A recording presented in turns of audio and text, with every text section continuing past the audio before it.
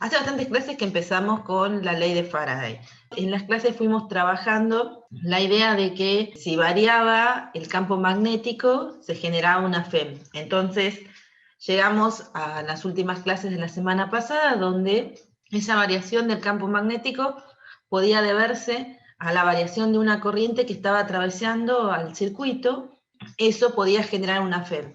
Entonces, lo que tenemos acá es un circuito donde aparece un nuevo elemento que se llama inductancia. Fíjense que se parece a un solenoide, porque tiene esa lógica. ¿Se acuerdan que trabajamos un solenoide por el que pasaba una corriente, había un campo en el interior del solenoide, y ese campo generado en el interior del solenoide variaba al variar la corriente por el solenoide, y eso terminaba generando una FEM inducida, y bueno, después terminamos diciendo que vamos a llamar inductor a un aparatito que lo diseñamos específicamente para que tenga una autoinductancia específica, y la autoinductancia era una relación entre el flujo del campo que se podía generar dentro del solenoide en relación a la corriente que generaba ese campo.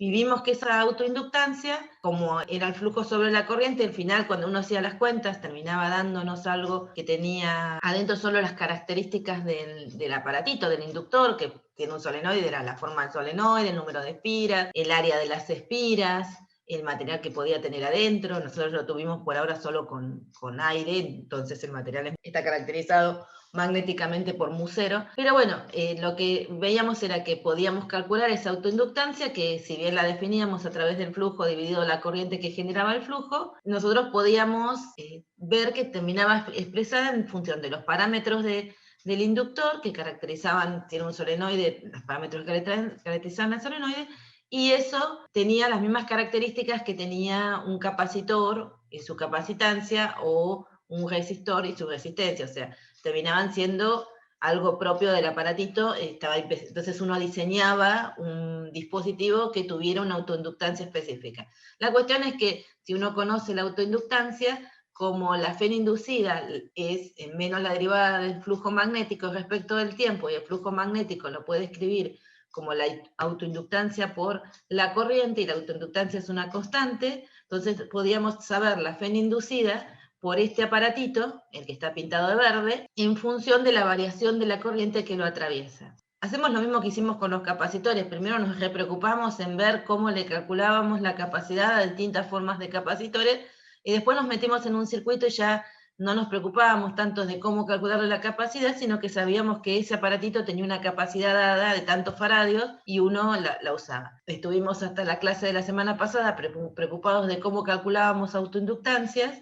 Ahora la idea es, no importa el aparatito que me den, yo lo compré en una casa de electrónica y lo pedí con una inductancia de tantos henrios. Entonces, ahora pasa a ser un elemento de un circuito donde no estamos tan preocupados tal vez en calcular cómo es la expresión de la autoinductancia, cómo es el aparatito en particular, sino que ya sabemos cuánto vale y queremos ver cómo afecta su presencia al circuito. Entonces, en el circuito, fíjense que tenemos acá, tenemos una fuente de tensión continua, bien, por el dibujo lo ven, tiene una resistencia y un L, y acá tienen un interruptor que abre y cierra. Y una cosa que nos dice la ley de Lenz es que cuando esa FEM inducida, o mejor dicho, la corriente inducida, se va a oponer a la variación del flujo magnético. Entonces, una de las cosas que esto nos va a venir a la mente es que este inductor va a intentar evitar los cambios bruscos en el circuito. Entonces, lo primero que vamos a decir es que cuando ponemos un inductor en un circuito, lo que va a hacer es oponerse a las variaciones de la corriente en el circuito. En un circuito de corriente continua, lo que van a hacer es mantener estable la corriente, y en un circuito de corriente alterna, lo que va a hacer es evitar los cambios bruscos. Es importante recordar que ahora circular el campo eléctrico en una curva cerrada, que en este caso la podemos materializar pensando en circular a través de todo el circuito, ahora no da cero, como daba antes cuando estábamos en condiciones estacionarias, sino que ahora da una FEM inducida. Pero la estamos relacionando solamente con el inductor. Entonces tenemos que dar explicaciones de por qué hacemos eso. Bueno, lo primero que tenemos que pensar mirando el circuito es que nosotros en algún momento dijimos que las resistencias que consideramos siempre son mayores que las resistencias de los cables. Entonces lo siguiente que hicimos es despreciar las resistencias de los cables, y ahí dijimos, bueno, entonces si no tienen resistencia los cables porque las estoy despreciando, la diferencia de potencial entre dos puntos unidos por un cable, solo por un cable, sin nada en el medio, era 0. Y con esto resolvimos todos los circuitos. Dijimos, el potencial, por ejemplo, que tiene el valor de potencial que tiene este lado de la fuente tiene que ser igual al que tiene el inicio de la resistencia de abajo. O al borne final de la resistencia igual al borne inicial de la inductancia, considerando el sentido de la corriente. Que en este caso está graficada abajo, ¿sí? Está circulando como uno esperaría de acuerdo a la fuente que pusimos. Con esa aproximación de despreciar la resistencia de los cables, porque asumimos que son muchísimo menores a lo que puede imponernos un aparatito, un resistor, un aparato especialmente diseñado para tener un valor de resistencia. En el caso del inductor, que es un cablecito, también asumimos que no tiene resistencia. Entonces, lo que comparamos ahí son variaciones de potencial que pueden producirse en el inductor en relación a una variación de potencial que podría producirse en un cable. Entonces, lo que estamos haciendo es decir, en los cables no varía el potencial. Eso es lo que dijimos. O sea, despreciamos la resistencia de los cables, en los cables no varía el potencial, y las únicas variaciones de potencial que tenemos son cuando atravesamos a la fuente, atravesamos a la resistencia o atravesamos al inductor. Bueno, ahí, con las flechitas amarillas, estoy representando entonces los campos dentro de la fuente. ¿Se acuerdan que hablábamos hace mucho de la fuente? Dijimos que en realidad, si mirábamos que los bornes de la fuente estaban a estos potenciales, o sea, mayor el de la izquierda, entonces el que estamos poniendo positivo, entonces en realidad la fuente tenía que transformar energía química en eléctrica para mover las cargas desde el borne, las cargas positivas desde el borde negativo al borne positivo, ¿está bien? Entonces en sí el campo eléctrico que genera las placas de esta batería, o sea, los bornes de la batería, están relacionados con un campo eléctrico idem, vamos a suponer, en este caso. En el caso de la resistencia, la corriente pasa del extremo izquierdo hacia el derecho. Como estamos asumiendo que ahí sí va a haber una resistencia, sí tenemos una diferencia de potencial, y si las cargas positivas se están moviendo hacia la derecha, quiere decir que el campo eléctrico dentro de esa resistencia va hacia la derecha. Cuando miramos el inductor, en el inductor nos encontramos con nuestra aproximación original, que dijimos que en los cables no se perdía, no había resistencia, entonces no perdíamos energía, la diferencia de potencial era 0, entonces la diferencia de potencial debido a una posible resistencia del inductor la tenemos que descartar. Sí tenemos que considerar la FEN inducida. Entonces, volvemos a nuestra ecuación de Faraday acá, donde tenemos la integral de circulación del campo eléctrico, y vemos que cuando circulamos el circuito, a esta integral de circulación solamente va a haber dos valores que contribuyen. Un valor cuando atravesemos la fuente y un valor cuando atravesemos la resistencia. Cuando nos movamos por los cables, hemos dicho que no hay diferencia de potencial, y si no hay diferencia de potencial en los cables, quiere decir que adentro de esos cables no hay campo eléctrico. Son, en este caso, cables equipotenciales, ¿no? Pero sí tenemos una diferencia de potencial cuando armamos algo para que sea resistivo, cuando le asignamos una resistencia. Tengan en cuenta que la realidad eso no es así, que los cables sí tienen una resistencia y que dentro de esos cables sí hay un campo, aunque sea pequeño, o sea, sí hay una diferencia de potencial, pero es muy poca, comparada con lo de los elementos que estamos conectando al circuito. Por eso la despreciamos. Acá estoy repitiendo que en todos los cables, y en especial en el inductor, que también es un cable, despreciamos la resistencia, el campo del inductor es 0. Entonces tenemos que escribir el lado de la ley de Faraday que tiene que ver con la circulación sobre una curva cerrada. Entonces, en realidad, esta circulación va a tener contribuciones cuando atravesemos a la fuente, por eso tengo el L diferencial de L, este pedacito, cuando atravesemos a la resistencia y nada más. Esa integral de escalar diferencial de L me da negativa, porque yo me estoy moviendo, en el caso de la fuente, de la derecha hacia la izquierda, que es hacia donde aumenta el potencial, quiere decir que esa integral me da negativa. Me da negativa y su valor tiene que ser la diferencia de potencial entre los dos extremos, pero cambiado de signo. Por eso aparece el signo menos. Y cuando vengo acá, la integral me da positiva, porque el campo va en la misma dirección que estoy circulando, y el valor de la diferencia de potencial es I por R. Bien, Entonces ahora tengo escrito la parte de la integral de circulación del campo. Ahora voy a ir a mirar el otro lado de la integral de circulación, la Fn inducida. Y la Fn inducida, por ley de Faraday, es menos L de I a dt.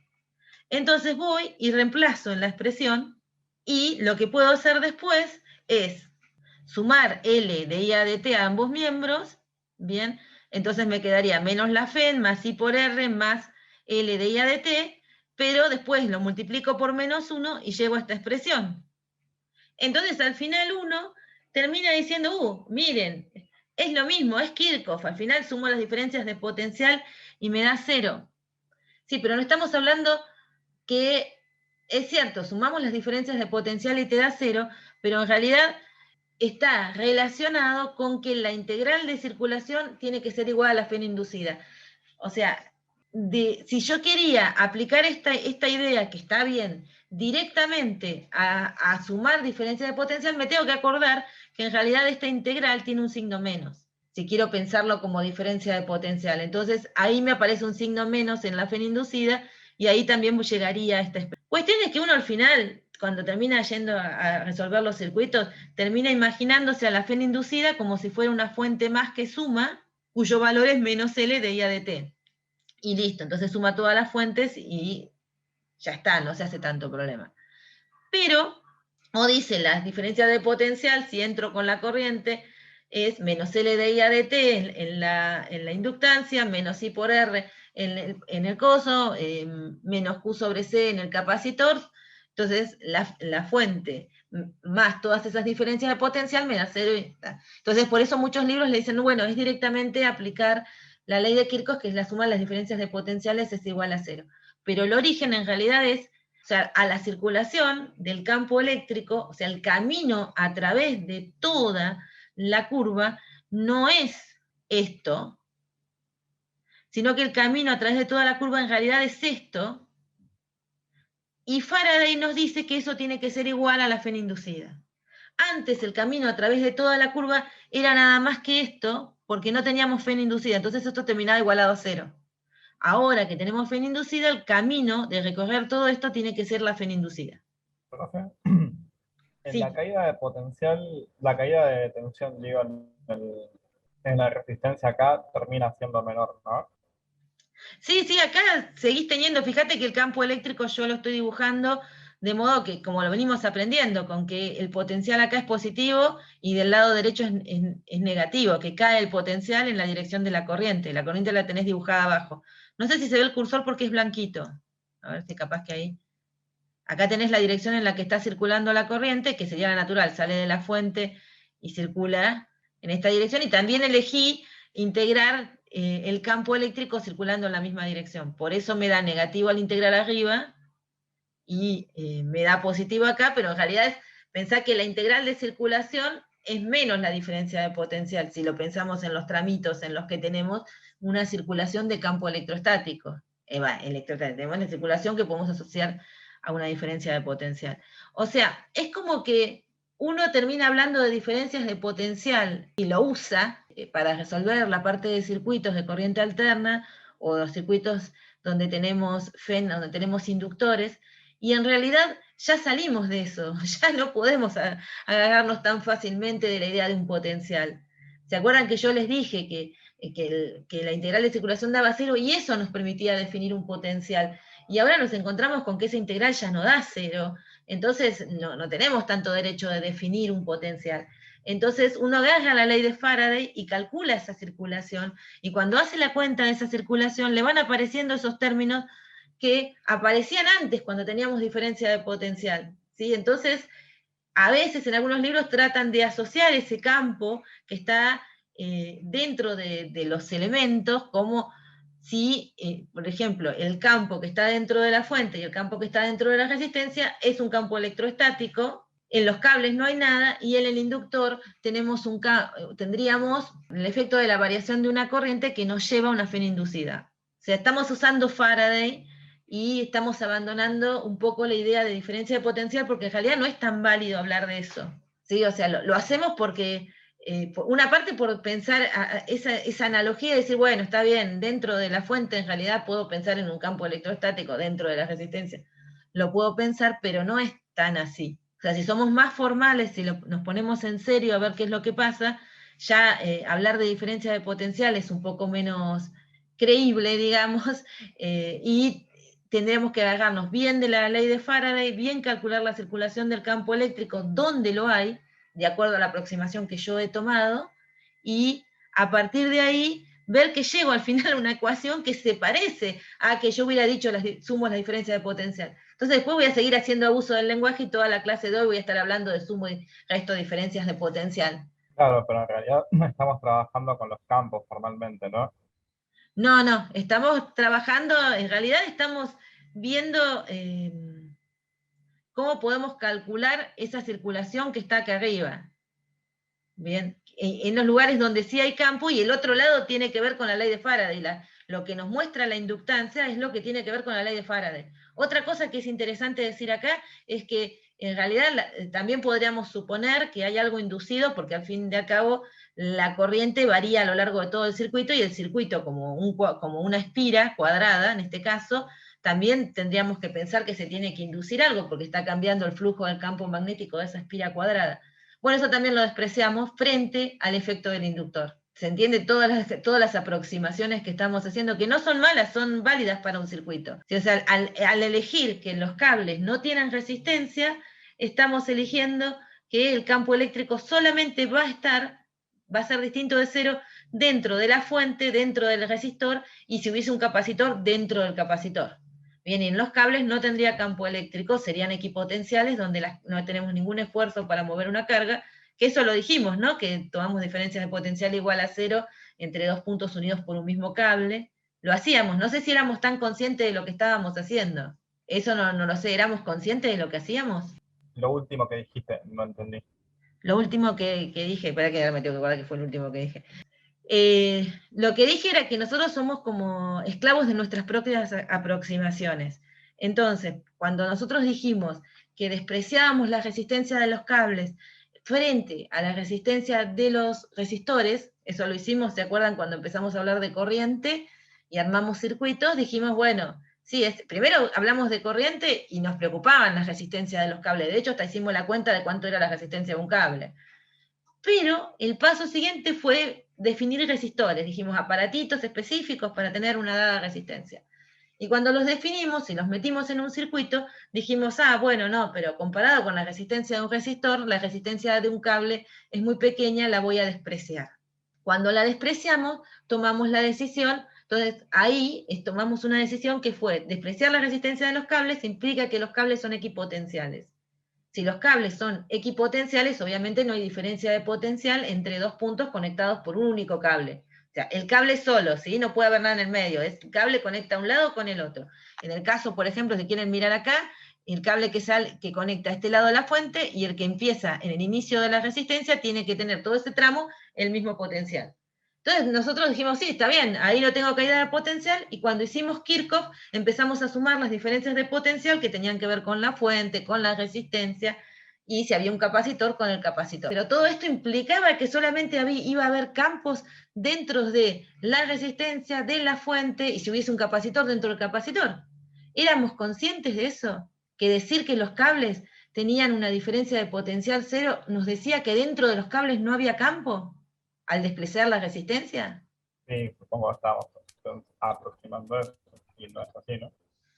Bien, entonces, ahora nos encontramos en una situación en donde, claro, nosotros después cuando usamos Kirchhoff, dijimos, sale de decir que la integral de circulación es igual a cero, y dijimos, bueno, ¿dónde tengo caídas de potencial para sumar todas las diferencias de potencial? Porque todavía cuando planteamos Kirchhoff, estábamos en una condición en donde no había corrientes variables en el tiempo, con lo cual tampoco teníamos FEN inducida. Entonces la integral esa seguía dando cero, podíamos definir la variación de potencial y estaba todo perfecto.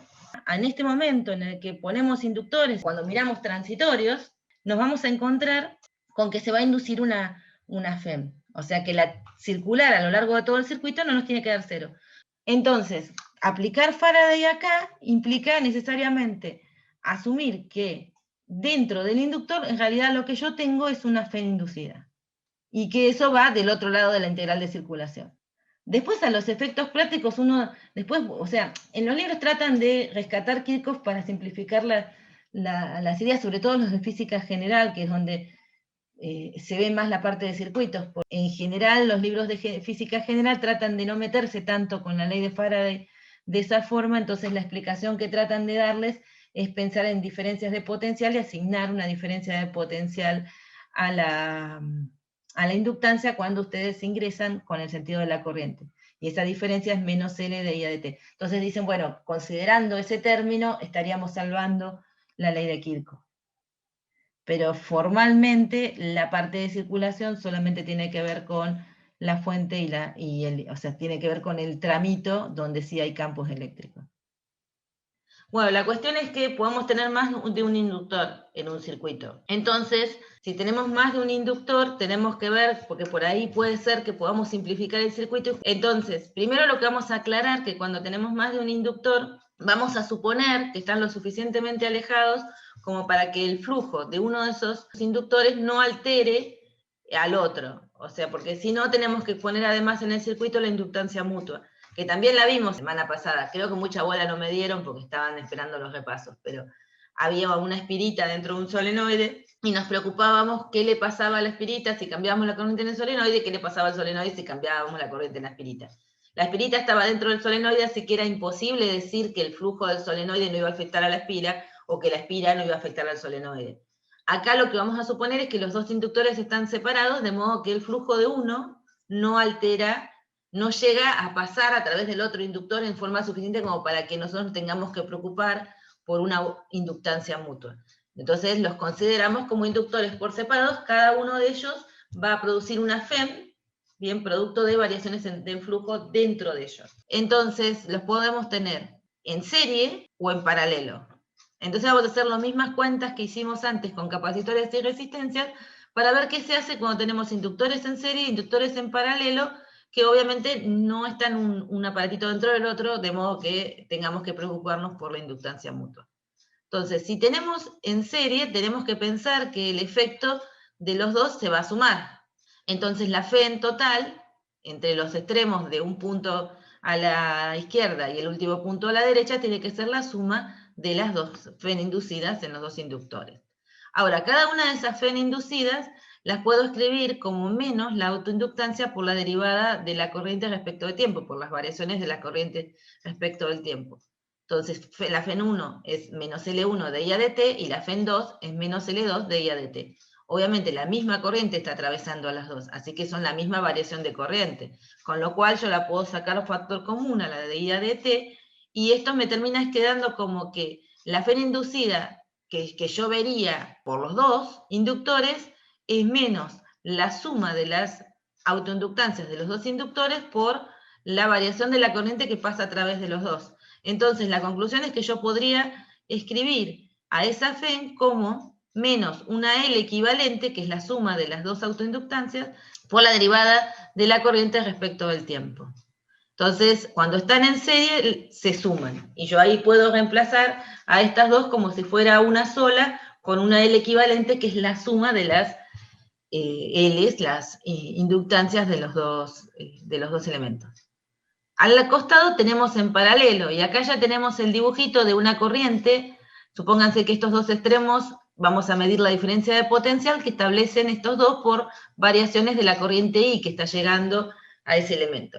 Esa corriente I se va a dividir en dos, una que va a pasar por el inductor 2 y una que va a pasar por el inductor 1. Entonces, yo puedo poner para el caso de paralelo, lo primero es que los dos inductores están a la misma diferencia de potencial. O sea, esta diferencia de potencial entre el punto de abajo a la izquierda y el de la derecha, que lo podía leer con un voltímetro, es la misma que tienen cada uno de los bornes izquierdo y derecho de los inductores. ¿Estamos de acuerdo con esta ecuación? Sí. Bueno, esta es la ecuación de nodo, que la corriente que llega a este nodo va a ser la suma de las dos corrientes que salen, que son I1 y I2. Si yo hago la derivada de I respecto de T, lo que tengo que derivar es I1 respecto de T y I2 respecto de T. Pero si miro acá abajo, que me dejé escrita la fe en cada una y su relación con el I de I a de T, yo puedo despejar de I1 a dt como la FEN 1, la FEN inducida por la inductancia 1 dividido L1, y la otra idem para la 2, ¿no? La fe inducida por la inductancia 2 dividido L2. Pero yo sé que la fe inducida en 1 y la de 2 tiene que ser igual a lo que yo mida con el voltímetro, porque están conectados por un cable de un lado del otro. Así que lo que puedo hacer es sacar factor común, E1 y E2, lo voy a llamar la fe inducida, la saco como factor común, entonces lo que me va a terminar quedando es que la variación de la corriente respecto del tiempo es E por la suma de las inversas. Pero yo sé que esa variación de la corriente respecto del tiempo también la puedo escribir como la FEM, o sea, la diferencia de potencial que mido, sobre la L equivalente. O sea, lo que yo voy a medir acá, si yo no supiera lo que hay acá adentro, va a ser la diferencia de potencial sobre la inductancia equivalente. Entonces, de esta relación puedo sacar una relación entre la inductancia equivalente y las inductancias de cada uno de los inductores que tengo en el circuito, cuando están en paralelo. ¿Y estas a qué se parece? ¿A cuando sumábamos capacitores o cuando sumábamos resistencias? Recuerdan que sumamos capacitores en serie y paralelo, sumamos resistencias en serie y paralelo, ahora sumamos inductores en serie y paralelo. ¿A qué se parece sumar estos? Resistencias. Resistencias, claro. Bueno, pero ahora cuando están los inductores, tenemos que empezar a pensar cómo se van a comportar al principio y al final. ¿Se acuerdan lo mismo que hicimos con los capacitores? Y yo tengo una fuente que no se gasta, una fuente ideal. Las resistencias siempre tienen una corriente que pasa a través de ellos y se acabó. Ahora, cuando pusimos los capacitores, vieron que había un transitorio, había un comportamiento inicial, un comportamiento final y el transitorio. Bueno, ahora pusimos un inductor y vamos a tener un comportamiento inicial, un comportamiento final y el transitorio. Entonces lo que tenemos acá es un circuito que tiene dos opciones. Los dos interruptores inicialmente están abiertos, pero si yo cerrara el interruptor de arriba sin cerrar el de abajo, tendría el circuito que estábamos mirando recién, la fuente, la resistencia y el inductor. Y si yo después bruscamente abro el de arriba y cierro el de abajo, lo que tendría es el circuito de abajo, que es la inductancia, la resistencia y nada más. Ahora, como si yo lo hago bruscamente, estaba pasando una corriente por acá, si lo hago en simultáneo, en la apertura del de arriba y la cierre del de abajo, entonces también estoy tratando de hacer cambios. Entonces vamos a empezar a analizar qué es lo que pasa en un circuito que podemos hacer estos cambios abriendo y cerrando interruptores. Entonces, en el tiempo igual a 0, cerramos el interruptor S1 y mantenemos el interruptor S2 abierto. Eso quiere decir que en la parte de acá abajo del circuito no la miramos y lo único que tenemos es la malla superior, con el interruptor S1 cerrado. ¿Cuál es el valor de la corriente en T igual a 0? ¿Cómo pensarían el valor de la corriente en el momento inicial?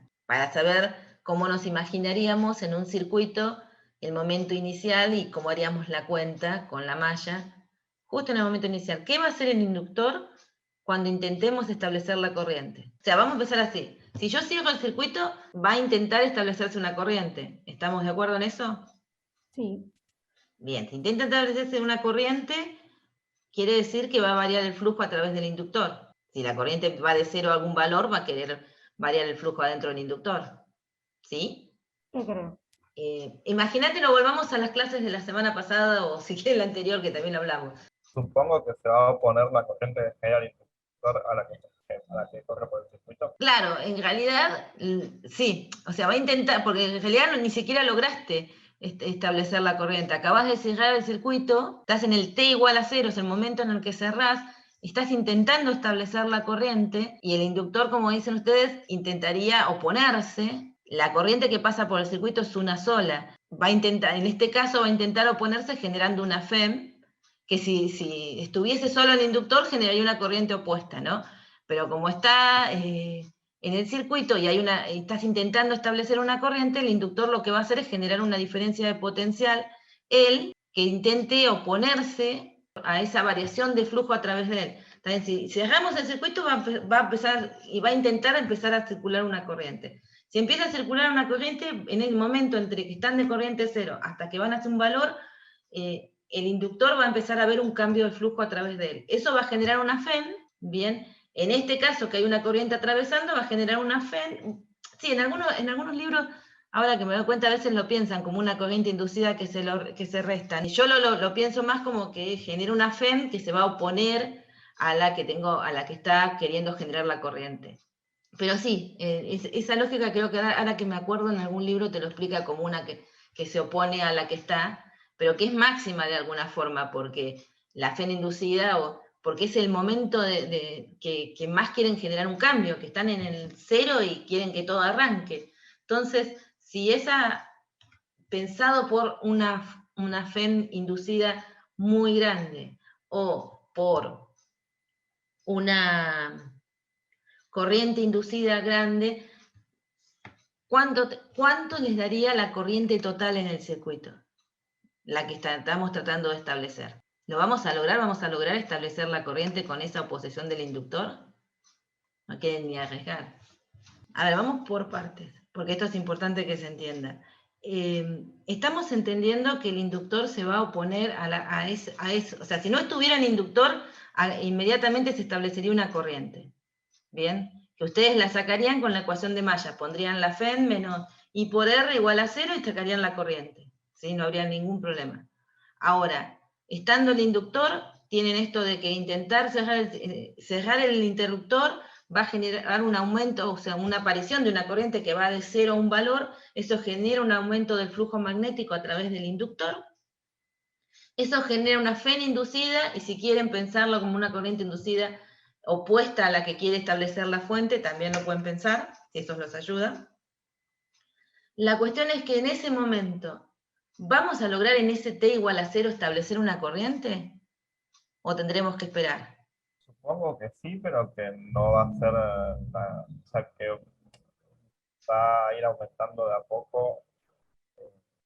Claro, entonces, perfecto, va a ir aumentando de a poco, o sea que en el momento inicial, en el T igual a 0, y tienen la máxima posición, y en ese momento la corriente les tiene que dar 0. ¿Sí? O sea, en el momento inicial, cuando cierran el interruptor, tienen la máxima posición del inductor y van a poner una corriente 0. Después va a ir creciendo. Les pasa parecido con los capacitores, ¿se acuerdan? Al principio es como que el capacitor no está, y después van viendo que la corriente va siendo afectada por el capacitor, va decreciendo por culpa de un capacitor. Acá es al revés. Acá al principio la inductancia es como que tiene la máxima presencia, al revés del capacitor, tienen la mayor oposición al paso de la corriente, pero después con el tiempo vamos a ir logrando establecerla.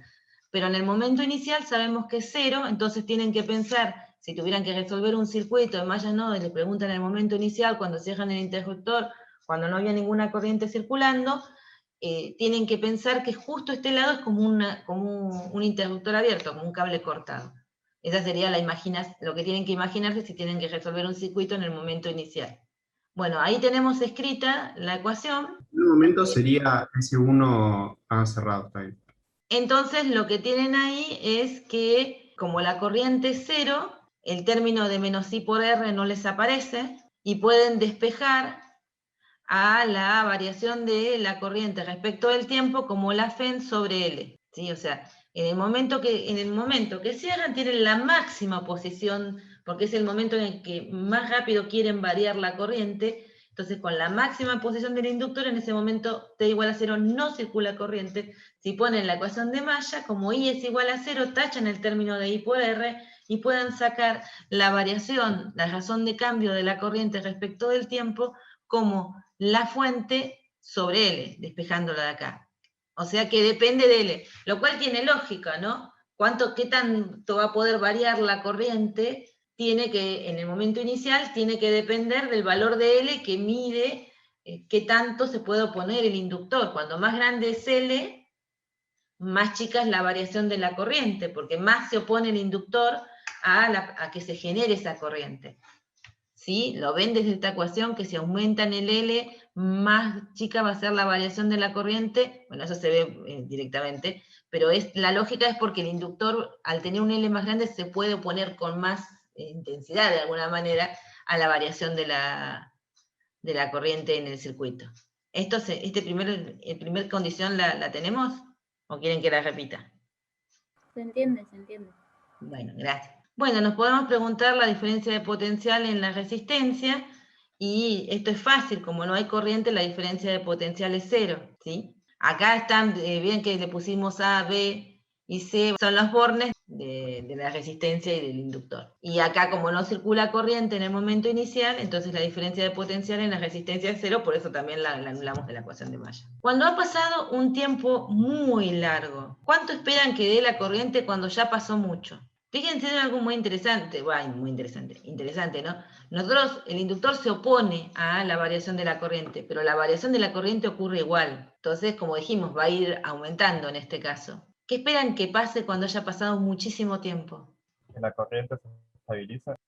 La corriente se estabiliza, claro, y se estabiliza en un valor en la que el inductor ya no influye. Ya cuando se estabiliza, la derivada de I respecto de T se va a hacer cero, y entonces esto va a ser como que solamente tuvieran la fuente y la resistencia. Entonces ahí lo que les aparece es que cuando se estabiliza la derivada de I respecto de T es cero, entonces les queda la ecuación de Maya sin el término de la variación de la corriente, entonces la corriente termina siendo la que tendrían si no hubiera estado el inductor.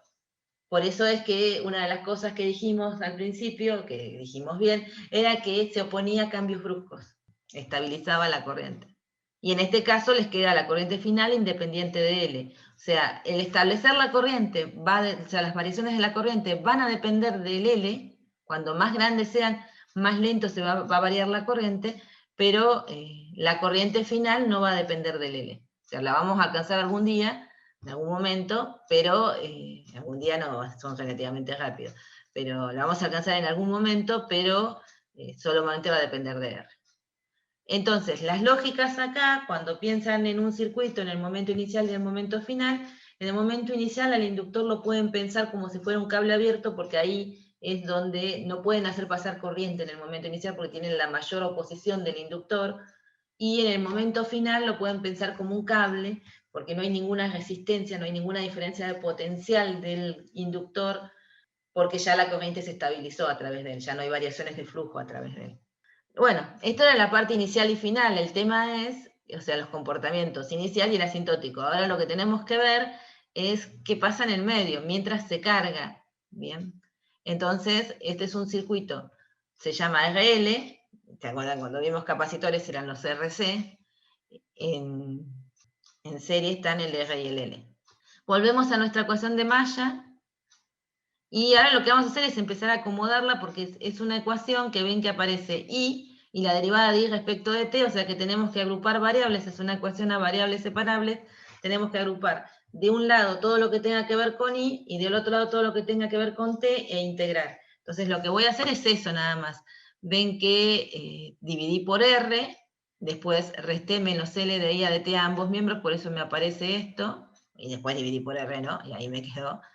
Después en el siguiente paso, de acá esto lo escribo al revés, por eso aparece este signo menos, y divido, y paso dividiendo, y después el RL que tengo acá, paso el R multiplicando, el L dividiendo, y el diferencial de T.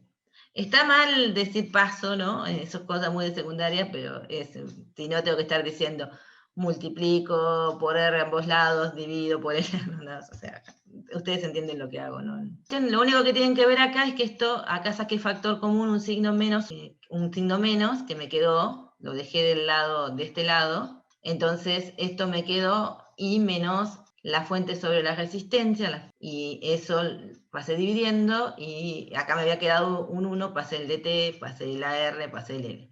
Y ahora tengo que integrar, porque ahora logré acomodar las variables de tiempo de un lado y corriente del otro, y las tengo que integrar entre 0 y un tiempo dado, y entre 0, que es la corriente inicial, que hablamos recién, y un tiempo t, ¿qué corriente le corresponde? Entonces, en tiempo igual a 0 tengo corriente 0, en un tiempo t habré logrado establecer una corriente t. Entonces voy a integrar entre esos. Esto, bueno, ya hice 2 pasos, me queda el logaritmo y está evaluado, ya está evaluado, o sea, me quedaría el logaritmo de esto, evaluado en I de t, menos el logaritmo de esto evaluado en una corriente 0, y usé la propiedad de los logaritmos para juntarlo. Tengo esta expresión. Hay que despejar, ¿sí? Ven que hice varios pasos de un saque, pero se dan cuenta que llegué de acá a acá. Hice la exponencial de los dos lados, entonces me quedó la exponencial de esta expresión y esto del otro lado. Y después me pasé esto multiplicando entonces me queda menos la FEM sobre la resistencia por la exponencial de R e a la menos R sobre LT, y por eso tiene este signo menos acá, y después pasé sumando este de acá, saqué la FEM sobre la resistencia y me quedó esta expresión. Es un despeje, nada más. Ustedes lo siguieron, sí. Sí, profe. Lo que tienen acá es una expresión que, si miran, obviamente, cuando t es igual a 0, les da 0, que era lo que supusimos al principio, y cuando t tiende a infinito, la exponencial tiende a 0, y nos queda el valor de la fuente sobre la resistencia, que es lo que también vimos hace un ratito, los dos comportamientos. Entonces, en t igual a 0 es 0, y esto va a ir creciendo hasta alcanzar el valor que tendrían si el inductor ya no si el inductor ya no afecta al circuito, ¿no? Cuando tienen variaciones muy pequeñitas, cuando más chica es la derivada de I respecto de t, menos es el efecto del inductor. Entonces, este gráfico les muestra las corrientes en función del tiempo, y la línea violeta obviamente es la función. Y acá también les muestra algo que es el tau. ¿Se acuerdan que en los capacitores teníamos un tau que le llamábamos tiempo característico, que nos medía, por ejemplo, cuánto tiempo le llevaba a la corriente que esto variara en 1 sobre E? O sea, que alcanzara, en este caso, cerca del 60%. O sea, si ustedes reemplazan un tiempo tau, que es L sobre R, en la expresión que tienen acá, esto les queda E a la menos 1, les queda esto que tienen acá, y esto significa que la corriente ha alcanzado el 63% del valor que va a obtener al final.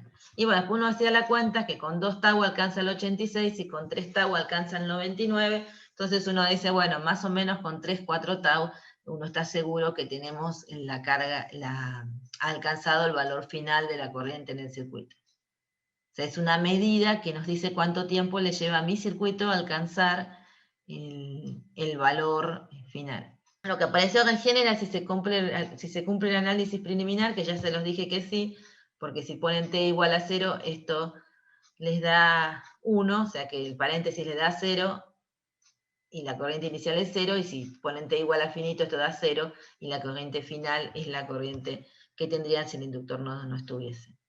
Pero ahora lo que me interesa a mí es analizar ese R, L sobre R. Esto uno lo puede escribir como E a la menos T sobre tau con tau L sobre R. Entonces, caracteriza cómo va a comportarse esta curva. Si tienen un tau mayor, ¿cómo esperan que sea la curva? ¿Con mayor pendiente o con menor pendiente? Y con menor pendiente, ¿no sería? Con menor pendiente, le lleva a alcanzar este punto, por ejemplo, del 63%, le lleva más tiempo. ¿Sí? Porque tendrían un tau más grande, entonces esto tendría, supónganse, para un tau que corresponda a un tiempo por acá, la curva tendría que ir a un punto medio por acá. Bien, este mismo punto aparecería por acá, así que la pendiente es menor. Lo que tenemos que analizar ahora es la descarga. Entonces, lo que dice acá es que cierro S2 simultáneamente abro S1. Entonces, ¿qué significa que está pasando? Yo tengo una corriente que circulaba por acá, que en particular pasaba por la resistencia y el inductor, y en ese momento cierro el de abajo y abro el de arriba, quiere decir que ya esta parte de la fuente, la cortocircuito, se la saqué, y lo que estoy viendo acá es que la corriente va a circular, pero en la malla de abajo. O sea, que ahora lo que tengo que prestar atención es a la malla de abajo. La corriente inicial es la final de antes, es la que había logrado. Si yo esperé mucho tiempo con el interruptor cerrado, el S1 y el S2 abierto, alcancé la corriente final, bueno, ahora invierto. Entonces, vamos a suponer que arranco con una corriente inicial, que es la fuente sobre la resistencia, que está establecida en la dirección en la que circulaba antes de que jugara con los interruptores. Si vuelvo a plantear la ecuación de malla, la única diferencia es que ahora no está la fuente, pero sí tengo sí tengo corriente. Bueno, hago lo mismo, pero con menos dificultad, porque las cuentas es más fácil de despejar, y agrupo variables. De un lado me queda el diferencial de I sobre I, y del otro lado me queda menos R sobre L por el diferencial de tiempo. Y ahora voy a hacer lo mismo, voy a integrar, pero ahora cuando integro desde la corriente inicial, que era la final del caso anterior, o sea, ya lo cargué, entonces tengo una corriente inicial que es la máxima que podía tener, y una corriente IDT en algún momento, y entre el momento a la vuelta, volví a anotar el cronómetro y estoy mirando qué le pasa, entonces momentos inicial 0 hasta un tiempo t. La integral es sencilla, me queda ese logaritmo del tiempo dividido la fuente sobre la resistencia, y menos R sobre L por t del otro lado. Y bueno, ahí el despeje es bastante trivial, y nos queda una corriente que decrece exponencialmente. Así que el dibujo sería ese. Y de vuelta vemos que está apareciendo el tau, que era L sobre R, y que nos caracteriza qué tan rápido va a decrecer la corriente en el circuito cuando venía circulando una corriente y quiere intentar decrecer. O sea, ahora el inductor, ¿qué está haciendo? Está oponiéndose a que o sea, si no estuviera el inductor y yo hago ese juego con los circuitos, abro el de arriba y cierro el de abajo, lo que va a pasar es que la corriente instantáneamente se va a cero. Ahora, estando el inductor, la corriente yéndose a cero, de vuelta es una variación de flujo, entonces el inductor lo que va a tratar de hacer es mantenerla. Pero bueno, va a ir decreciendo. Entonces ahora sí, esto era lo que yo quería ver hace un ratito.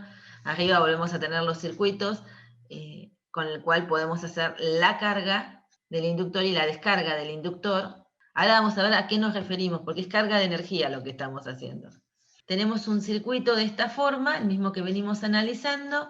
El primer tramo corresponde a tener abierto el de abajo, cerrar el de arriba.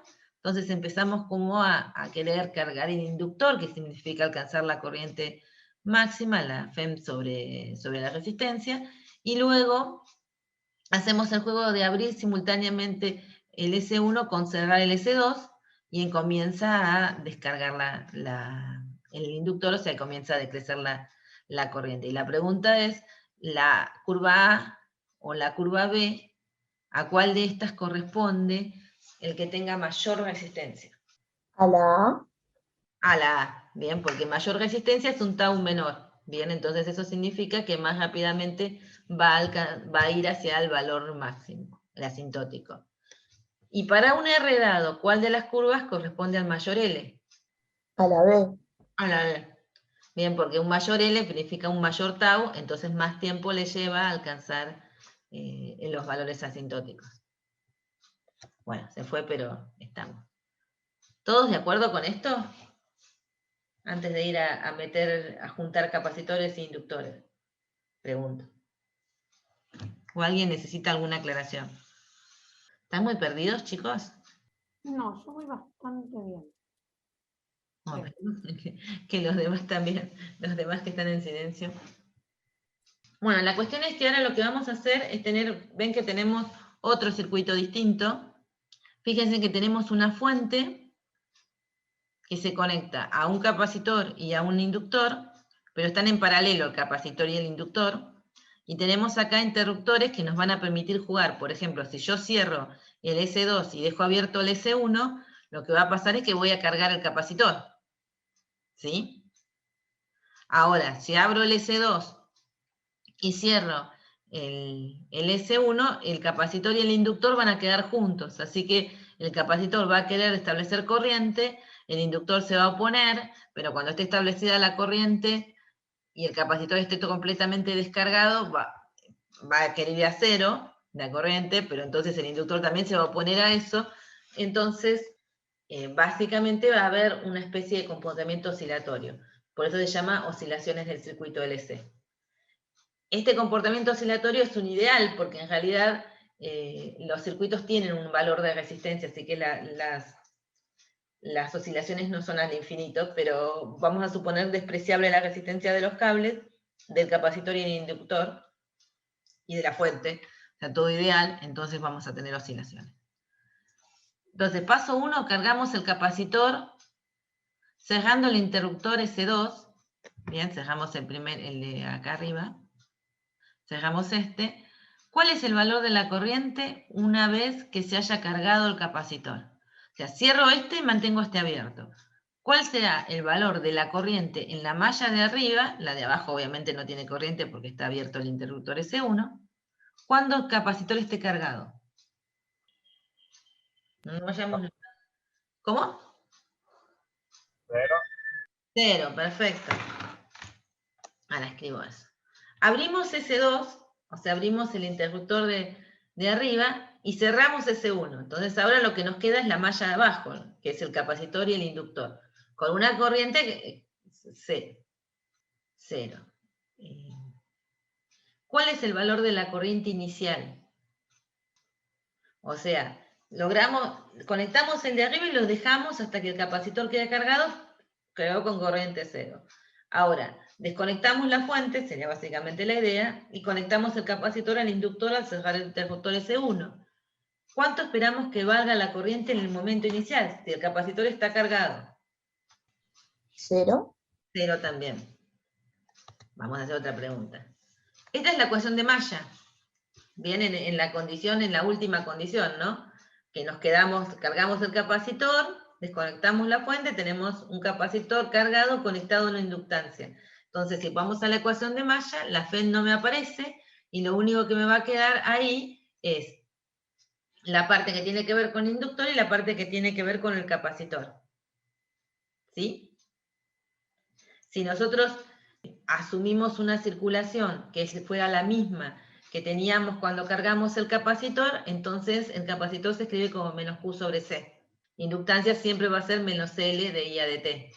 Ella se parece a la anterior, lo que pasa es que en menos tener menos I por R, tenemos menos Q sobre C, y estamos pensando en la dirección de la corriente que tenía antes, cuando estábamos cargando al capacitor. Estamos de acuerdo que la corriente que circulaba mientras se cargaba el capacitor era en esta dirección. O sea, la corriente acá hacía esto, cuando estaba cargando el capacitor. Si mantengo esa dirección de corriente, entonces la ecuación yo la puedo escribir como menos L de I a de T, que tiene que ver con la inductancia, y menos Q sobre C, porque estoy pasando por el capacitor en la dirección en la que decae el potencial.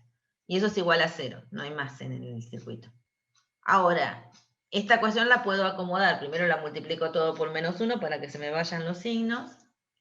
Después divido por L, así me queda la parte de I a de T menos Q sobre LC, perdón, más Q sobre LC, porque había multiplicado por menos 1. Y después de I a de T lo reemplazo pensando que I es la derivada de Q respecto de T, así que esta es la derivada segunda de Q respecto de T.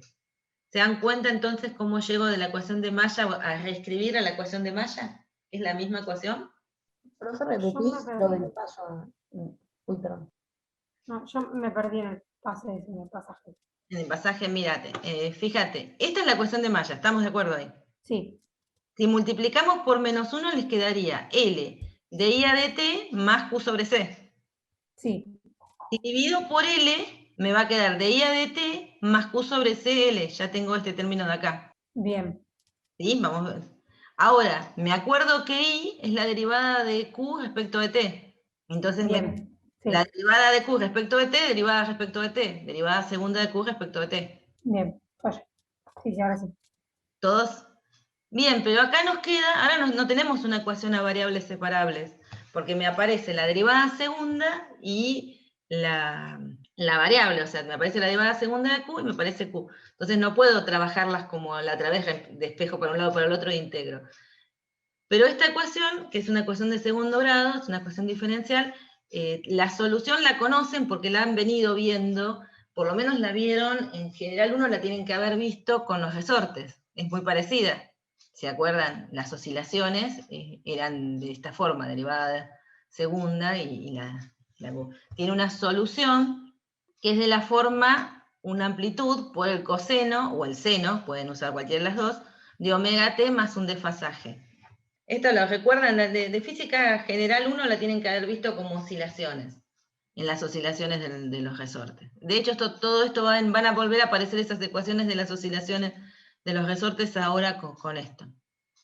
Entonces nos queda esta Q igual a Q máximo por el coseno de omega t más phi, es la solución de esta ecuación. Si ustedes vienen y ponen esta Q acá, van a ver que la ecuación se cumple. También se cumple si la ponen como un seno, ¿bien? O como combinaciones de esta con el coseno más una con el seno. Yo la puse con el coseno porque, no sé, tenía ganas de ponerla con el coseno el año pasado y se quedó. Además de esto tienen este phi y este Q máximo, o sea, la carga máxima y el desfasaje, esos van a tener que ver con las condiciones iniciales. O sea, son dos cosas que tienen que depender de lo que ustedes hayan hecho. Ahora, la frecuencia de la oscilación es la raíz de lo que acompaña a Q, o sea, de 1 sobre LC. A esto se lo llama frecuencia natural. Y obviamente pueden calcular el periodo como 2pi sobre omega, si tuvieran que calcularlo. Entonces vamos a analizar un poco más esta solución que nos dio este circuito, que ya vemos que es oscilatoria. Yo ahí mantengo, esa flechita que tengo ahí está mostrando cómo fue la corriente cuando estaba cargando el capacitor. La solución que obtuvimos hace un rato es esta. Si yo quiero calcular la corriente, lo que tengo que hacer es derivarla respecto del tiempo. Entonces me queda la carga máxima del capacitor por la derivada del coseno que me da menos el seno, por eso el menos y el seno que aparece acá, de omega t más phi por la derivada del argumento que me da omega. En t igual a 0, lo que nosotros vemos, de acuerdo al procedimiento que hicimos, es que cargamos al capacitor, o sea que tenemos la carga máxima del capacitor y corriente 0. Estas son nuestras condiciones iniciales. Entonces, con esa condición yo puedo, la carga máxima supuestamente la calculé antes, lo que yo necesito ahora es sacar el ángulo de desfasaje. Entonces, si reemplazo t igual a 0, que q tiene que ser q máximo, entonces q de t en el momento 0 vale la carga máxima, tengo la carga máxima del otro lado, t igual a 0 se va al coseno de omega t, me queda el coseno de phi. Si acá podemos simplificar los q máximos y me quedaría el coseno de phi igual a 1. Y además tenemos que ver que se cumpla que la corriente sea 0 en el momento inicial. Eso significa, reemplazo t igual a 0, que el seno de phi sea 0. Entonces vemos que esto implica que el coseno de phi valga 1 y el seno de phi valga 0. Para que se cumpla, nosotros necesitamos que el desfasaje sea 0. Y obviamente la I máxima, de acuerdo a relacionar estas dos expresiones, tiene que tener el valor de la carga máxima del capacitor por la frecuencia. O sea, la corriente máxima que voy a tener va a tener que ver con eso, con la omega máxima y la frecuencia, que la frecuencia es la raíz de 1 sobre LC. Entonces están L y C definiendo la frecuencia. Esas son las ecuaciones como me quedan, habiendo establecido el desfasaje. Y este sería el dibujo de cómo se comportan la carga máxima y la corriente máxima en función del tiempo. Ven, cuando arrancamos tenemos la carga máxima y corriente 0, y a medida que el capacitor va descargándose, porque está circulando una corriente, yo tengo una corriente que en realidad circula al revés que esta. Bien, o sea, tendría que ponerle una flechita para arriba. En el momento inicial, la circulación es para este lado. Ahora, cuando va pasando el tiempo, ahora le vamos a tener que dejar la doble flecha. Entonces, en el momento inicial tenemos la carga máxima, y el capacitor se empieza a descargar, y entonces va a circular una corriente en sentido contrario al que estoy mostrando, porque es la corriente que genera el capacitor. Al descargarse, va perdiendo carga el capacitor y voy teniendo una corriente en sentido contrario. Cuando el capacitor está totalmente descargado, alcancé la máxima corriente posible, pero ahí lo que yo veo es que el inductor, vamos a ver, tiene el máximo campo posible también en su interior. O sea, luego la corriente, va a ir decreciendo, pero ahora decrece lentamente porque el inductor se está oponiendo. Bien, pero como está decreciendo, lo que está haciendo es cargando al capacitor en sentido contrario. Entonces el capacitor comienza a tener carga en signo opuesto. O sea, arranco con una carga positiva acá, que comienza a decrecer. Entonces yo voy estableciendo una corriente. Cuando ya no tengo más carga en el capacitor, alcancé el valor máximo de la corriente en sentido de que el capacitor se está descargando. Pero ahí tendría que ir, si no estuviera el inductor, la corriente a 0, pero como está el inductor, tienen la oposición del inductor, entonces la corriente va a ir lentamente a 0, como también acá fue más lento, digamos, lentamente hacia 0, Pero en este sentido, como el capacitor ya está descargado, ahora lo que voy a hacer es cargarlo en sentido opuesto al capacitor. Hasta que el capacitor alcanza su máxima carga y la corriente se anula. Y ahí tengo que volver a analizar. Ahora tengo la máxima carga al revés, la corriente ahora circula. El capacitor se empieza a descargar, pero ahora en el sentido contrario, porque ahora cambié estos signos, y mientras el capacitor, si comienza a descargarse en sentido contrario, tengo una corriente en signo contrario, tengo una corriente en sentido contrario, bien que sería la flecha que va para abajo, hasta que el capacitor se ha descargado completamente, tengo la corriente máxima y así seguimos analizando cómo se comporta. O sea, podríamos ir haciendo el dibujito y vamos viendo que el capacitor cambia el signo de su carga todo el tiempo, cambia también la dirección de la corriente. Y cuando la corriente tiene tendencia a ir a cero, o sea, bueno, uno diría, bueno, el capacitor está totalmente descargado, yo ya no tengo más corriente. No, porque en ese momento, que sería que no tendría que tener corriente, el inductor trata de evitarlo, entonces mantenemos una corriente en esa dirección y eso hace que el capacitor se comience a cargar en sentido opuesto, con signos opuestos en las cargas. Bueno, miremos esto a ver si con la energía se ve más fácil. Acá mantengo las ecuaciones que obtuve recién. Vamos a ver la energía que almacena el capacitor, y si se acuerdan, la energía que almacena el capacitor no está escrita acá, pero creo que ustedes la tienen que recordar, que la U en el capacitor era un medio de la carga al cuadrado sobre C. Entonces lo que tengo escrito ahí es reemplazar la carga por la expresión de la carga al cuadrado, perdón. Reemplazar la carga, elevarla al cuadrado, por la expresión que le corresponde.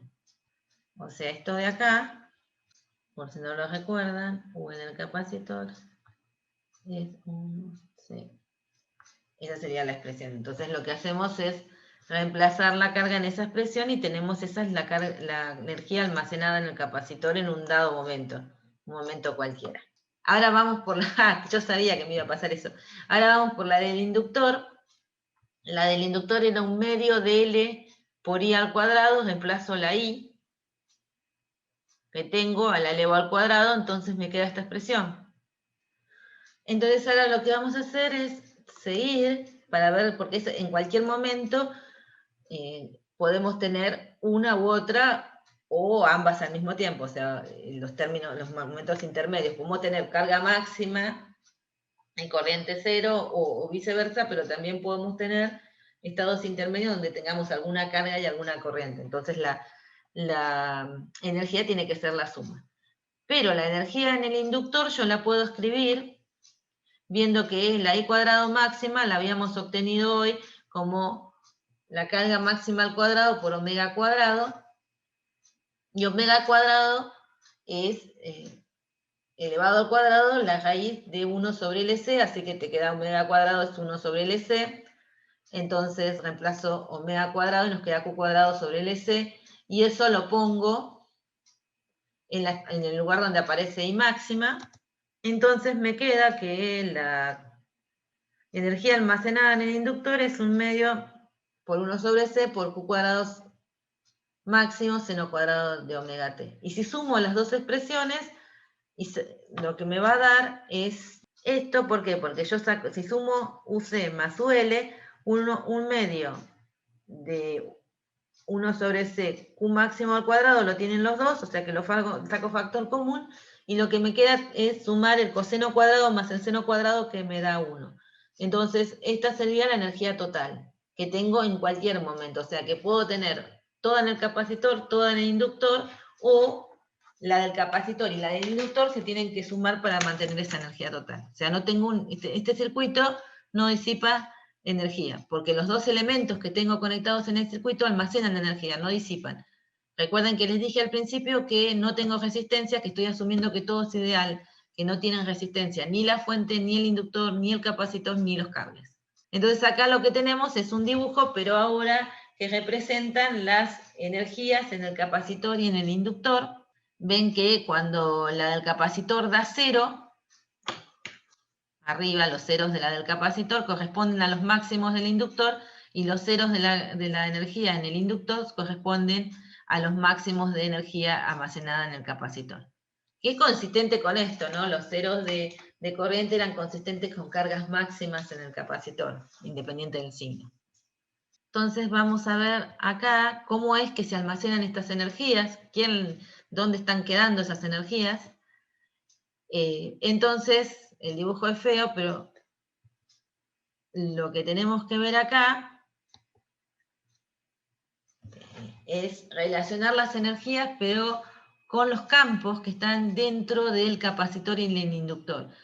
Hace mucho calculamos la densidad de energía dentro de un capacitor, que era 1/2 de epsilon 0 por el módulo del campo al cuadrado, y podíamos multiplicarla por el volumen del capacitor y llegábamos a 1/2 de Q cuadrado sobre C, que era la expresión que usamos, o la que podamos reescribir usando la definición de capacidad.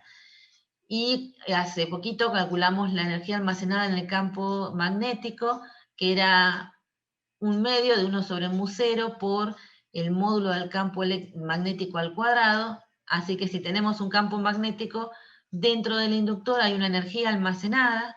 Esa que les dije es la densidad de energía. Si ustedes la multiplican por el volumen de adentro del inductor, les daría la energía almacenada total dentro del inductor. Pero la cuestión es que van a tener energía almacenada en el campo eléctrico dentro del capacitor, o almacenada en el campo magnético dentro del inductor. Y esas energías, el proceso, lo que está ocurriendo acá es que están transformando energía eléctrica en energía magnética. Energía almacenada en el campo eléctrico en energía almacenada en el campo magnético. Donde todos estos dibujitos, que parecen así medios complejos, tienen que ver con las oscilaciones que mostraban en el dibujito recién, porque fíjense, si acá arrancamos con el capacitor cargado de esta forma, ¿sí? Tienen la carga máxima del capacitor, tengo el inductor sin nada, entonces toda la energía que tengo disponible está en el campo eléctrico que está dentro del capacitor, y cuando cierro el interruptor empieza a circular una corriente. Entonces lo que voy a empezar a ver es que la energía que está en el campo eléctrico va a empezar a almacenarse en el campo magnético, que se va estableciendo a medida que va creciendo la corriente, módulo, que se va estableciendo dentro del inductor, hasta que el inductor tiene toda la energía y el capacitor tiene energía cero porque no tiene carga. Y eso ocurre a 1/4 del periodo. Si continúan, ahora la corriente lo que va a empezar a generar es que se cargue el capacitor y que vayan perdiendo la energía magnética, o sea, el inductor se vaya oponiendo cada vez menos porque la corriente se va haciendo cada vez más chiquita, ¿no? Porque acá es la corriente que estableció el capacitor, el inductor se va oponiendo a que se establezca, pero cada vez menos porque la van alcanzando el valor máximo, y luego lo que va a hacer es oponerse a que se vaya a cero, y lo que van a ir viendo es que el capacitor se va a empezar a cargar a expensas de que el inductor va perdiendo ese campo magnético en su interior. Entonces la energía que almacenó el inductor va a pasar toda al capacitor. Pueden seguir describiendo, ¿no? Porque después el capacitor se va a empezar a descargar hasta alcanzar este punto de estar completamente descargado. Entonces, si el capacitor está completamente descargado, toda la energía está almacenada nuevamente en el inductor. Y acá les van dando los tiempos en los que esto va ocurriendo, y lo que presupone que ustedes arrancaron en t igual a 0. Obviamente esta secuencia después se vuelve a ocurrir en todo un periodo nuevamente. O sea, una vez que alcanzan el t igual a un periodo, volvemos a hacer toda la secuencia. O sea, esto lo que está describiendo es un poco qué le pasa al capacitor y al inductor en ese proceso de oscilaciones del circuito LCN, ese proceso de que se carga o se descarga el capacitor, mientras si se carga el capacitor, el valor absoluto de la corriente decrece, y cuando alcanzan el valor 0 que no tienen, ahí se invierte la corriente. Si alcanza el valor igual a 0, después se invierte la corriente. Si tuviésemos una resistencia, se disiparía energía. Claro, tendrías como amortiguados estas oscilaciones, porque acá se están pasando... Sí, perdón. Y sería parecido a como hacíamos en física 1, que el cambio de la energía sería una resistencia por algo, supongo que una corriente. Claro, te quedaría una ecuación tipo movimiento oscilatorio amortiguado, ¿se acuerdan de física 1? Sí, que te aparecería el término que ahora no tenemos, de una derivada primera de Q a dt, y te aparecería, porque tendrías la resistencia. Entonces el término I por R que no puse, lo tendrías que incluir. Lo que me estamos preguntando es lo que sigue, justo, fíjate, ahí metimos una resistencia. Ahora las vamos a ver. Pero es como, viste, en física 1, viste, primero no sé, el resorte con la masa, sin fricción, después podrías, viste, entonces era la ecuación y tenías las oscilaciones que van a ocurrir siempre, y ahí vos intercambiabas energía cinética y energía potencial, y después ponías roce, entonces tenías una fuerza que amortiguaba, y entonces ahí tenías las oscilaciones amortiguadas, que es lo que vamos a ver ahora. En este caso, estamos haciendo lo mismo. En lugar de pensar en intercambio entre energía cinética y potencial, estamos pensando entre energía eléctrica y energía magnética. ¿Sí? Pero la lógica o sea, la ecuación que nos quedó es la misma. Nos va a pasar ahora cuando demos la última también. Lo importante es que vean dónde se almacena la energía acá y que se la están intercambiando. Eso lo ven. O no vieron nada y quieren que vuelva a explicar desde la que está antes. Si me dicen dónde se perdieron, los puedo intentar ayudar. Yo entendí por mí. Por vos sigo. Bueno, la cuestión es que fíjense que fuimos analizando cómo almacenaban uno y entregaba el otro. O sea que tienen que empezar a ver al inductor como algo parecido a un capacitor en el sentido que almacena energía en el campo magnético que se establece, y el intento de cambio de ese campo magnético es lo que ustedes van a usar para entregar esa energía que almacenaron. En el caso del capacitor almacenábamos energía en el campo eléctrico, que era a través de las cargas, y el intento de variar el campo eléctrico usaban esa energía para producir corrientes. Estamos haciendo lo mismo, se comportan parecidos, pero justamente los estados iniciales y finales son los distintos, ¿no? Acá, cuando uno tiene carga máxima, la corriente es cero, que es lo que se muestra en estos dos dibujos, donde estamos mostrando que hay un campo eléctrico dentro del capacitor, acá con una polaridad, y acá el capacitor empezó primero a entregar, se descargó y después se cargó en sentido contrario. Y durante ese proceso, o sea, primero entregaba la carga, bien, había una corriente, se descargó y luego empezó a acumular carga en la dirección en la que estaba circulando esa corriente, que era la de entrega de carga, entonces empezó a polarizarse en sentido contrario, por eso con cargas al revés, digamos. Entonces la placa que estaba cargada positiva, como la corriente sigue en la misma dirección, queda cargada negativa, y la que estaba cargada negativa pasa a estar positiva. Y vuelven a establecer el máximo campo dentro del capacitor. Y en el interín, entre que van de uno a otro, tienen una corriente, con lo cual van estableciendo un campo magnético dentro del inductor, y la energía que tenía el capacitor va pasando al inductor a través del campo magnético. Y finalmente vuelven a tener el capacitor descargado. Bueno, sigamos con el circuito RLC o RCL, como quieran, es lo mismo.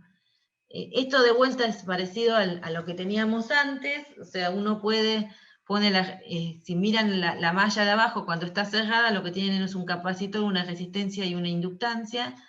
Ahora, si miran la de arriba, tienen solo el capacitor conectado a la fuente. Entonces, lo que hacemos es cerramos el circuito de modo de cargar el capacitor, y una vez que cargamos el capacitor, bien, acá el sentido de la corriente es el sentido de la corriente en la carga. Una vez que lo cargamos, cambiamos el interruptor al punto A. Creo que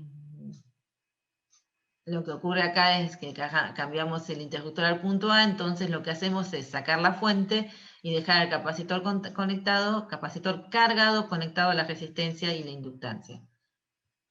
Entonces la ecuación de malla va a tener menos L de ida de T, que es la diferencia de potencial debido al inductor, considerando esta corriente, la misma que teníamos cuando cargábamos, menos I por R, menos Q sobre C.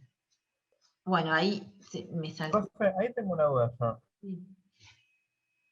Cuando desconectamos la batería y conectamos donde está el inductor, como la carga positiva del capacitor está del lado izquierdo, no debería circular la corriente desde la positiva Sí, hacia la negativa.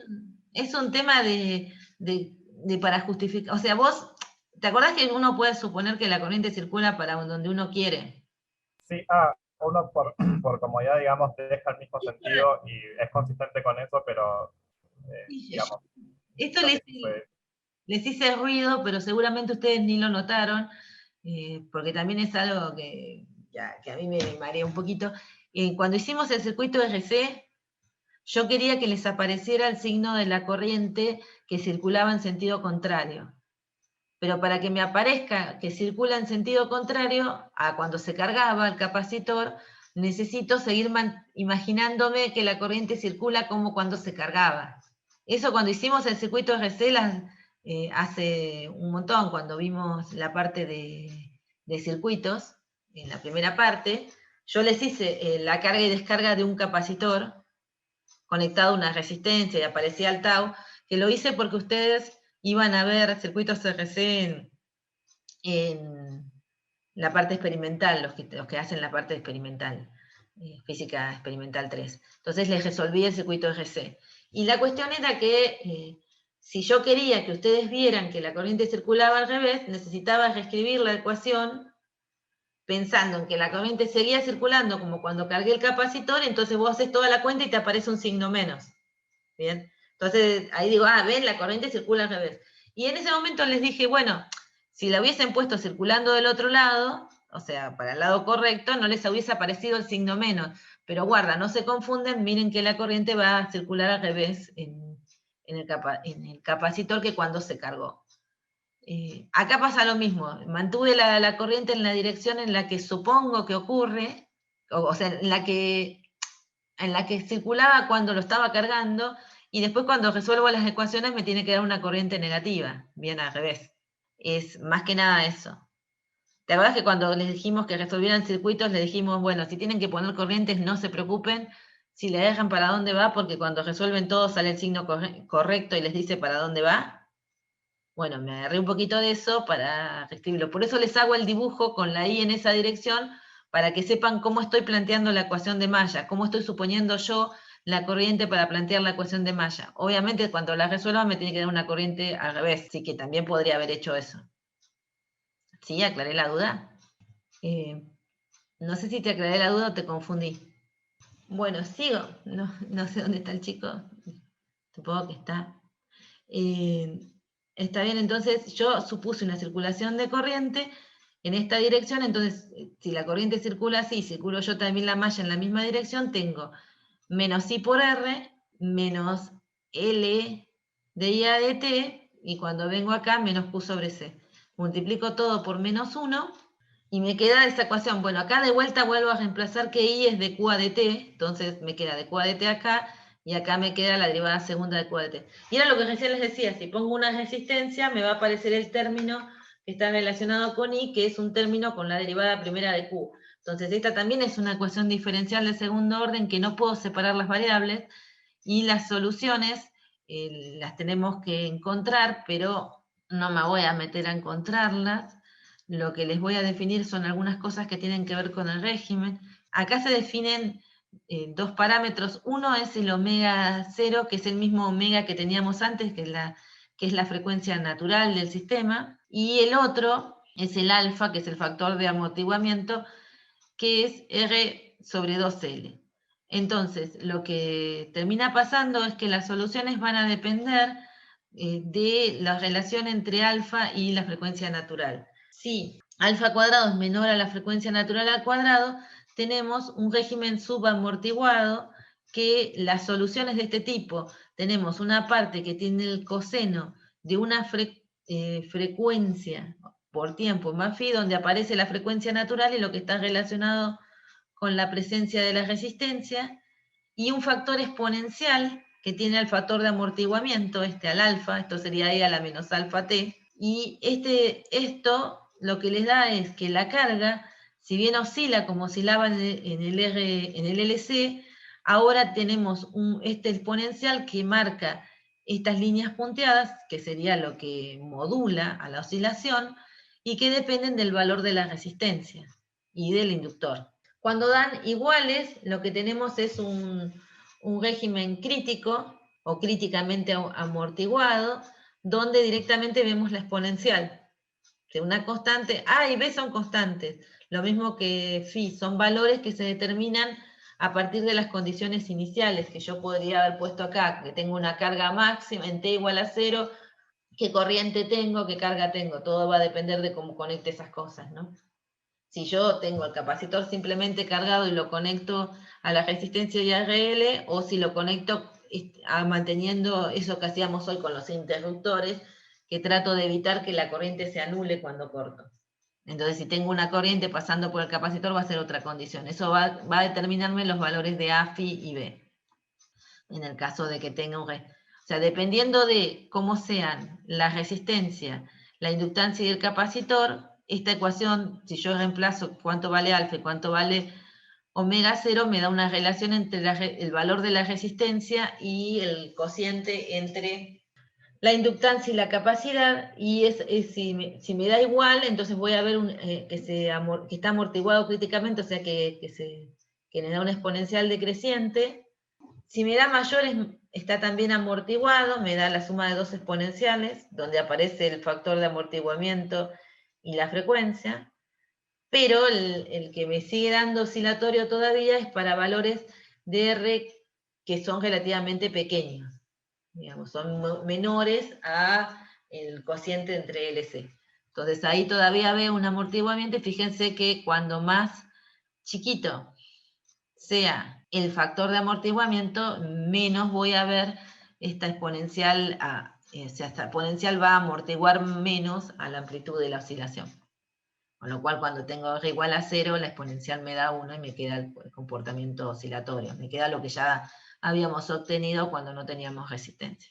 Ustedes pueden probar si quieren. No me quise meter en la resolución de ecuaciones diferenciales porque no sé en qué materias las ven. Creo que en análisis 2 no lo ven, ¿o sí? Al menos por ahora no.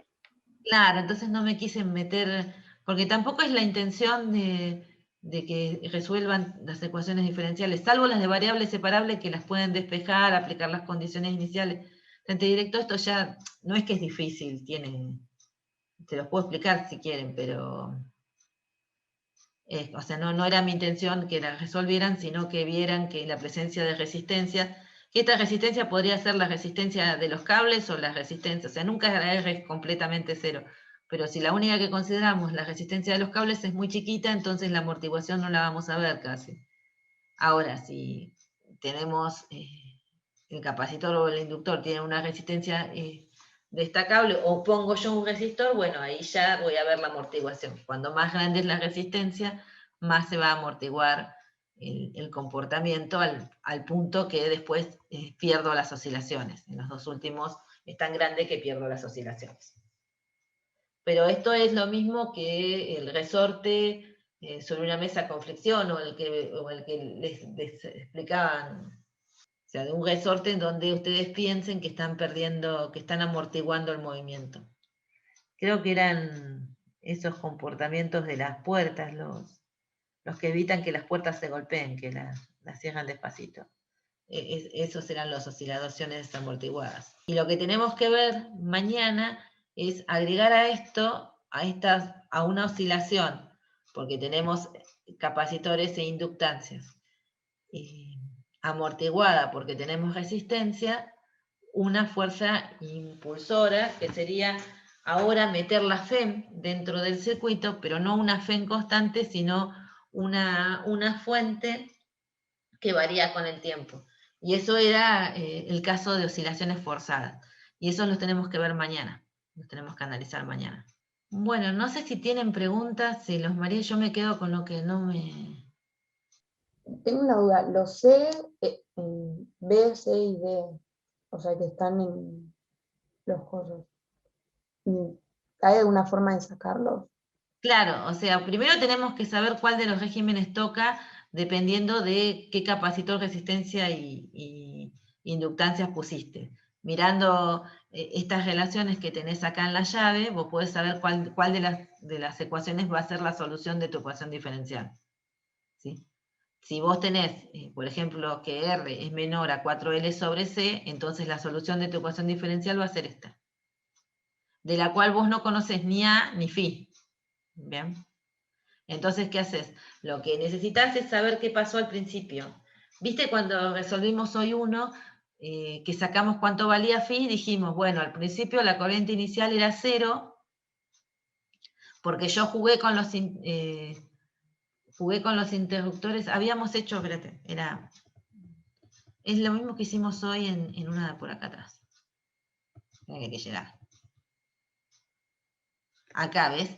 Que en T igual a 0, perdón, la corriente máxima era 0 y la carga máxima era 0 y la corriente era 0, que se acuerdan que fue lo que analizamos ni bien empezamos acá, que dijimos, cargamos el capacitor y lo dejamos que se quedara completamente cargado, o sea, que ahí el final de la corriente 0, luego abrimos el interruptor S2, abrimos el S2, cerramos el S1, el capacitor cargado quiere empezar a establecer una corriente, pero está el inductor, con lo cual la corriente inicial es 0, pero tengo carga.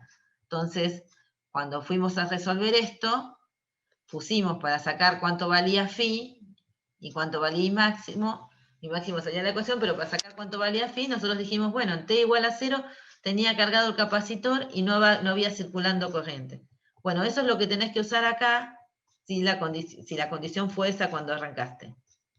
Suponete que te toque esta condición, que es el subamortiguado, entonces decís, bueno, en el momento inicial yo tenía el capacitor cargado y cerré este interruptor, lo cerré acá, entonces cerré este circuito, capacitor cargado, no había corriente, bien, entonces en ese momento vos tenés que decir que Q es Q máximo, en T igual a 0, y que I es igual a 0. Y eso te va a dar el valor de Phi. Bien. Y la Q máxima la tenés que sacar a partir de la carga que tenía el capacitor. Esas son las condiciones iniciales. Si te hubiese dado acá, lo que vos dirías es que tengo tal valor de Q máxima y entonces vos reemplazas en T igual a 0, Q tiene que ser Q máximo y te sale el B. O sea, es como que vos necesitas, como es una ecuación de segundo grado, porque aparece la derivada segunda, necesitas dos condiciones que van a ser generalmente decir qué valor de carga y de corriente tenías cuando arrancaste. O sea, acá es medio obvio, tengo carga 0 y cierro el capacitor y intenta circular corriente, pero no tengo el inductor, empiezo con corriente 0. Pero bueno, después tendrías que ver en el problema en particular si esa fue la condición o no. O sea, si vos podés pensar que en el momento inicial la corriente era 0 o había algo funcionando, estaba conectado a algo y había algo. Y de ahí salen las constantes.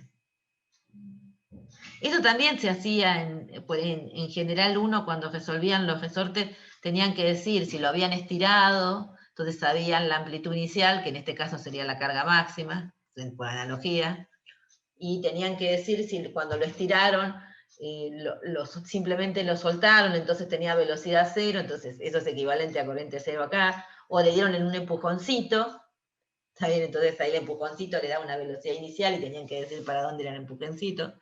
Y eso les permitía sacar el desfasaje y la amplitud. Bueno, acá es más o menos lo mismo. Tienen que saber qué pasó al principio para sacar la amplitud, que sería la Q máxima, y sacar el desfasaje, o sacar estos valores de amplitudes que aparecen en los otros dos regímenes. ¿Sí? ¿Me pudieron seguir? Sí, profe. No la vi todavía, no me acuerdo yo, del año pasado. No, yo el año pasado la hojeé cuando me mandó el parcial de JTP y me parece que no tenía. Que tenía alguno de algún transitorio de los primeros, pero no tanto. Igual como todavía no vieron en matemática ecuaciones diferenciales, yo me conformo con que al menos sepan que estas soluciones que les estoy dando a la derecha, ustedes sepan que reemplazándolas acá se verifican, que estas soluciones aparecen dependiendo de los valores o sea, son soluciones dependiendo de estos valores, de esta relación entre R, L y C, y que las constantes que aparecen, que sería A y Phi, o B en la segunda, o C y D en la tercera, son constantes que salen de las condiciones iniciales, de lo que pasó al principio, o de alguna condición que le den en algún momento para que ustedes puedan poner en T igual tanto, pasaba tal cosa, tenía tanta carga, tanta corriente, y ahí sacan las soluciones. Obviamente acá quedé en Q, pero ustedes pueden sacar las derivadas y les dan las corrientes también. Eso no lo dice, pero lo pueden hacer, la derivan respecto del tiempo y sale la corriente.